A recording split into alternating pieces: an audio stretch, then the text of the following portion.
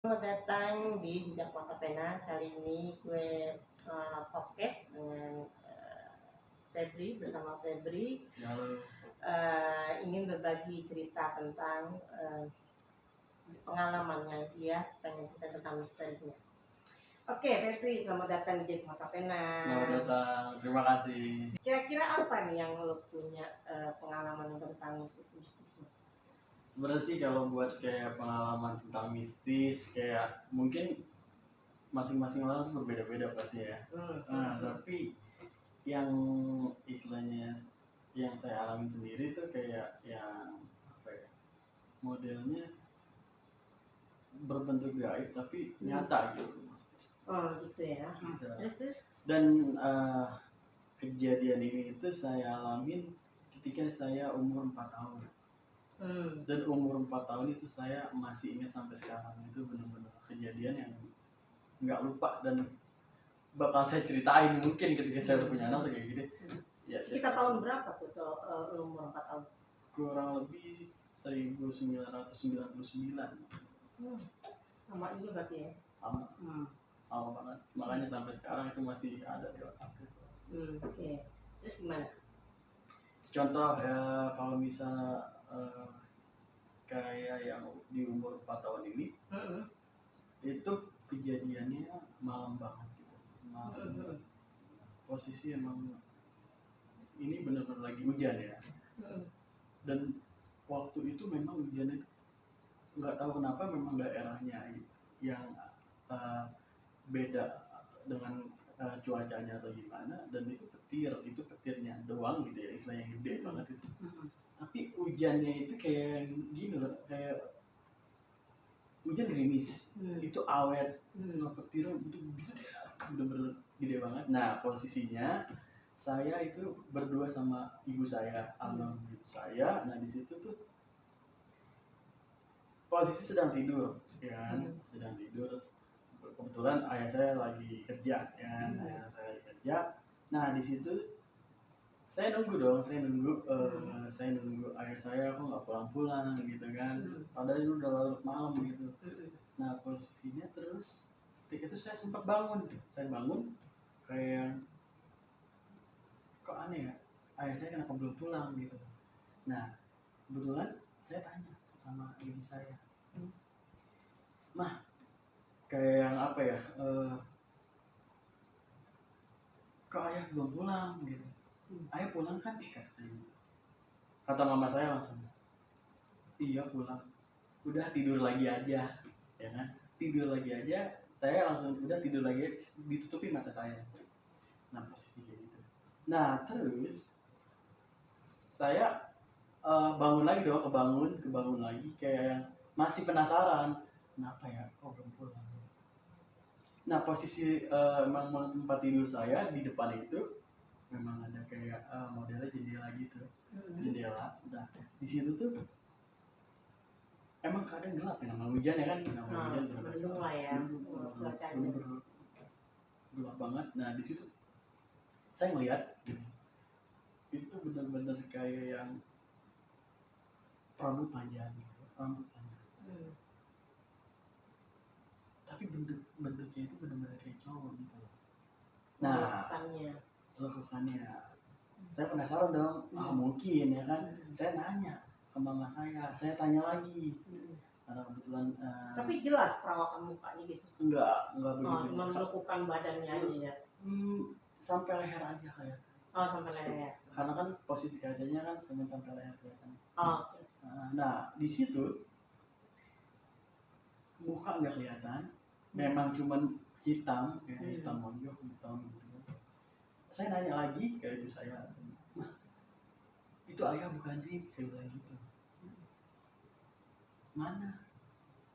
Itu yang di kaca. Nah pas itu kata mama, bukan, udah tidur lagi. Posisinya di rumah cuma berdua ya? Posisi cuma berdua di rumah. Kebetulan kakak saya nginep kan, nginep di rumah ini bude saya. Nah pas di situ saya penasaran lagi gitu, kok ngapain gitu loh? Apa mungkin orang gitu kan mau ngintip ya kan? Atau memang ya makhluk gaib gitu kan. Dan di situ kebetulan saya berpikir di situ bahwa itu kayak apa, mungkin kuntilanak gitu ya kan. Mungkin di situ saya berpikir gitu. Nah saya penasaran ketika tangan saya ditutup sama mama saya buka lagi. Ada rasa penasaran. Emang kalau anak kecil biasanya penasaran apa sih? Penasarannya tinggi banget, ya. Penasaran tinggi banget. Apa sih yang gue lihat? Apa sih dia? Dan keinginan rasa ingin tahu itu kayak mau banget sih secara detail ya kan, baru secara detail banget gitu ya. Nah pas di situ saya langsung ngebuka tangan mama saya lagi, saya giniin lagi, dan itu posisi masih ada. Masih ada ya sosoknya tersebut. Nah saya mau mempertegas gitu loh, istilahnya saya mau benar-benar melek gitu. Itu orang apa bukan? Nah dari situ saya bilang, oh masih ada itu orang. Apa ini mau lihat jahat apa gimana gitu. Nah di situ langsung saya ngebuka lagi yang ketiga kalinya. Dan ketiga kalinya itu benar-benar udah hilang gitu aja. Nah hilang gitu aja, itu kejadian malam. Dan saya pas kemudian paginya saya tanya ayah saya, ayah kemarin ngintip nggak sih di jendela? Enggak, orang ayah kerja lembur. Terus yang di jendela siapa? Udah, kamu ada-ada aja, kata orang tua saya. Saya masih kecil banget gitu, saya benar-benar polos ya. Apapun yang saya lihat saya kasih tahu, apapun saya lihat saya tahu. Nah itu baru mulai ya, karena itu benar-benar baru pas banget kita tuh di situ. Dan saya mungkin baru ngerasain banget ketika saya di Bogor ya, tepatnya di Cibinong. Tepatnya di Cibinong, dan itu benar-benar kayak emang rumahnya itu daerah benar-benar kayak yang ilmu hitam tuh masih kayak kental ada gitu. Masih kental ya kalau menurut saya, karena saya nyaksiin sendiri gitu. Jangankan kayak istilahnya bayangan kayak gitu.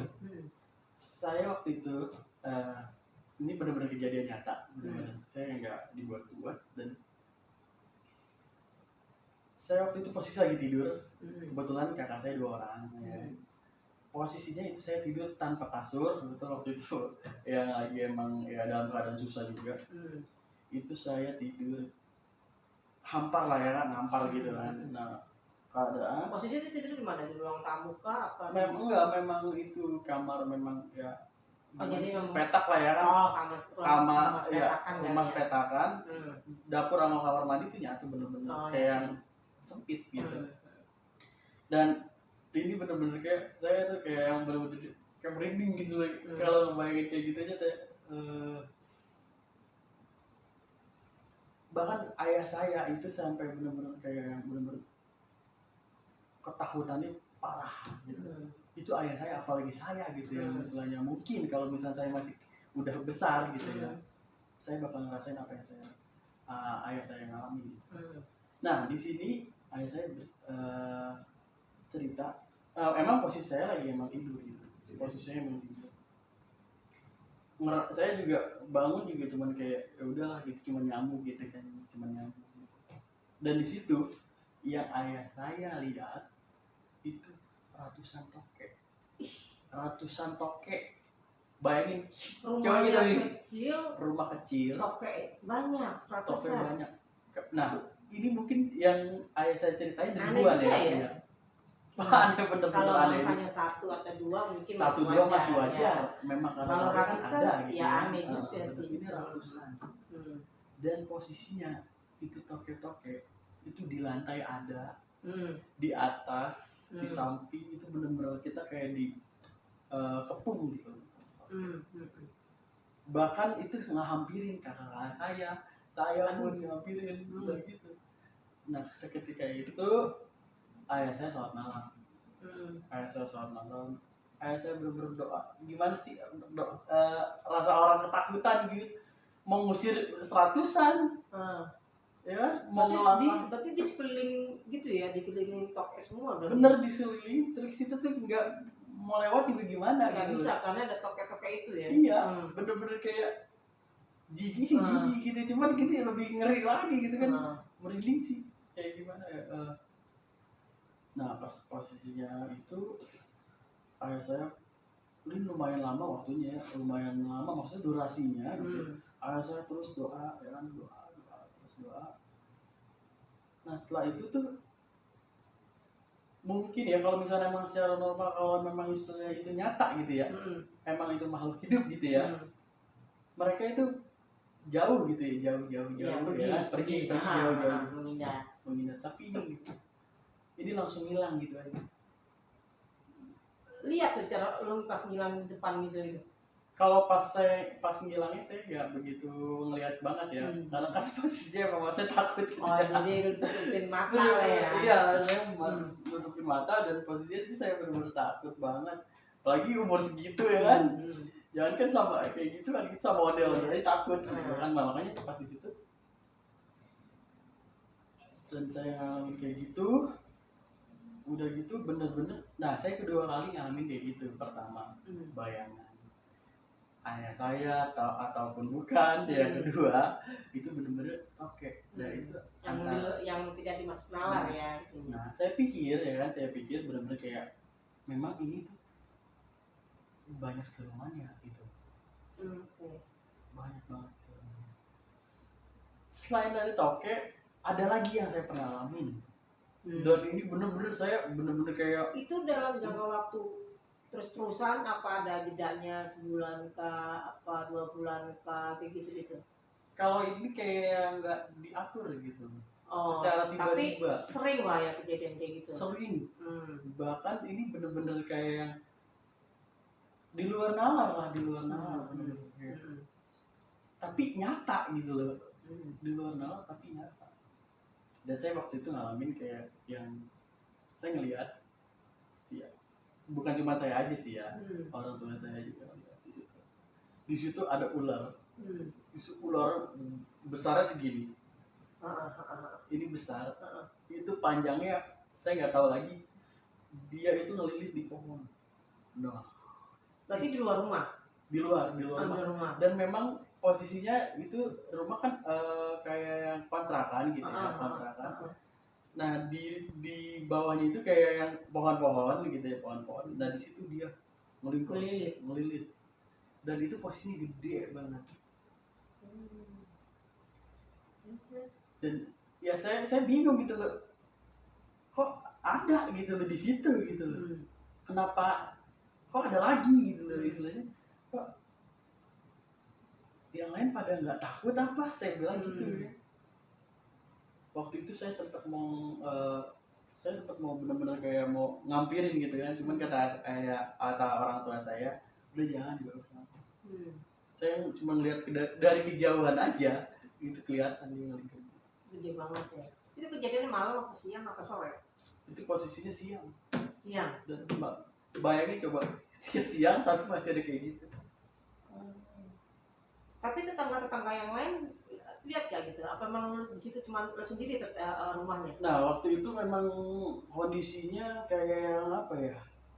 Kontrakan di situ banyak, berapa pintu? Ya mungkin karena mereka udah tahu kontrakan seperti itu gitu.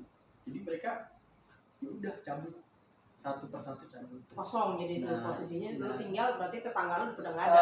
Iya, yang di situ tuh tinggal saudara saya, saudara dari orang tua saya. Nah karena memang di situ kontrakannya murah. Nah makanya kondisinya lagi kayak gini ya kan, lagi waktu posisinya memang lagi sulit. Nah saya benar-benar bertahan dong sama orang tua saya di situ. Itu benar-benar di situ tuh saya benar-benar yang melihatnya aneh. Nah ini yang saya belum benar-benar kayak yang saya nemuin lagi. Tapi memang ini memang benar-benar nyata, memang ini siluman gitu.